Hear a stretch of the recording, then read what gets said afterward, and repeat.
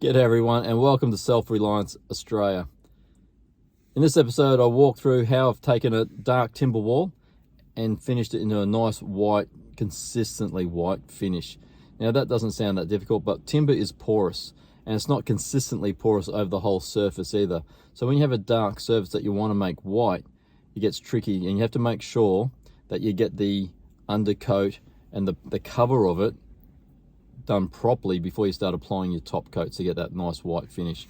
In this episode I'll walk you through how I did all that, from prep to some of the things I did during it, so I could actually apply the next coats a little bit quicker because I only had a weekend to do it, but also then see the end result. So let's get into it.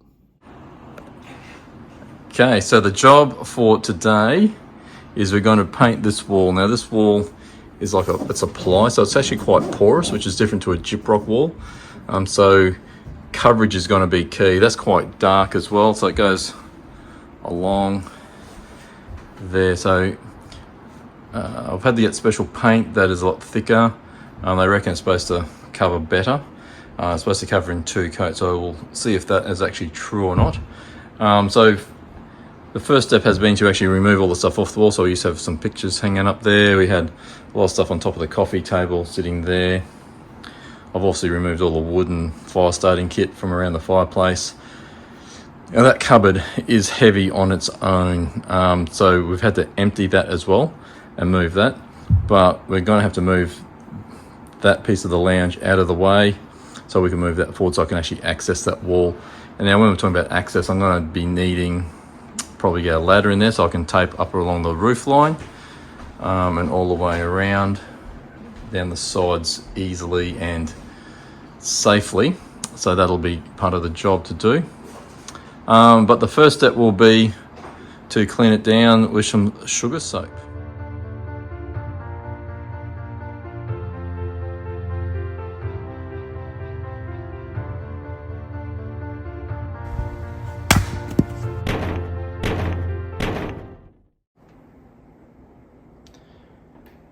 So this is the next morning. We gave it a wash down with sugar soap last night, but that in itself is a 2-step process.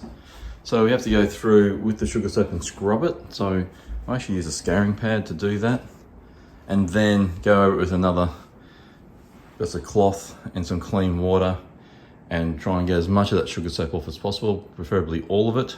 Now because it is still, well, it's just sort of spring for us, it's still rather cold, which is probably not that unusual.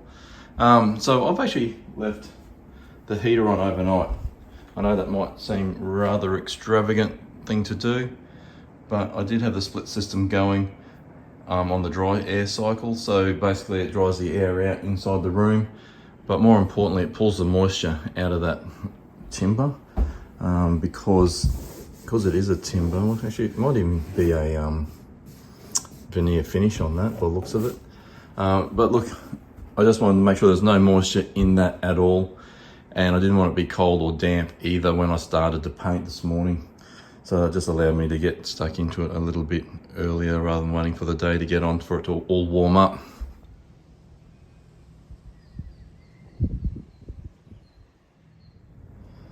Over the years I've just kept some old sheets off beds. Instead of throwing them out, I just put them aside, and that might seem a bit crazy, but they make great drop cloths for when you're painting. Now it may seem a little bit obvious, but before you paint you do need to stir the paint in the paint can. Now look, you may get away with it if you've just bought your paint, and I mean just bought your paint like that morning, and you've gone to the paint shop and it's a tint and they've had it on the little vibrating machine which mixes the paint exceptionally well, so you probably get away with not stirring it then. But look, I would still stir it anyway because that's just the way I operate. But look, you can get a little stirrer, or I just normally use a large screwdriver as well, but make sure you stir it first. Look, I like to do my cutting in before I start rolling. That's just the way I like to do it. You do need to be careful, make sure it doesn't dry out too much. But also when you're rolling, don't forget that you don't just go one direction. Like, I know all this is just showing me going one direction, but go on the angle, go side to side, just to make sure you get a really good coverage across the whole wall. So that's the first coat on. You see how the timber's soaking some of that in, the various spots.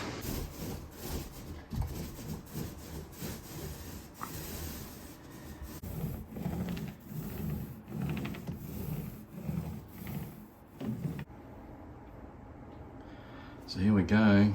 Last coat about to go on. I did end up putting some sealer in these gaps. Didn't really notice it before when it was just dark wood with a dark gap, but when you paint the white wall, the gaps definitely show. You'll notice that the covers are off these, so you can actually take those covers off, and then you don't have to worry about getting paint everywhere because the covers just clip back on and they're nice and clean. And I was able to manage that all in the one day, so that's good. But what I did do, I did actually prep it the night before, so I washed it down and dried it out overnight so I could get a nice clean run out. So I did a coat reasonably early. I kept the room and that wall warm by keeping the heater on overnight. So there's a bit of prep work that went into making all of that happen. So some planning you can actually get through. Now, I could potentially leave that wall. It looks pretty good.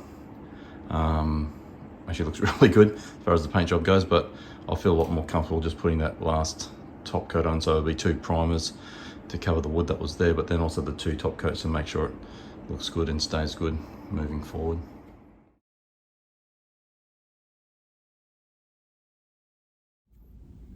So there you go, another job is done. And look, I hope you agree that it does make a big difference to that room. Like with that dark timber wall, it used to make the room feel a bit dark. And while the timber feature was nice, it was very old and starting to date the house as well.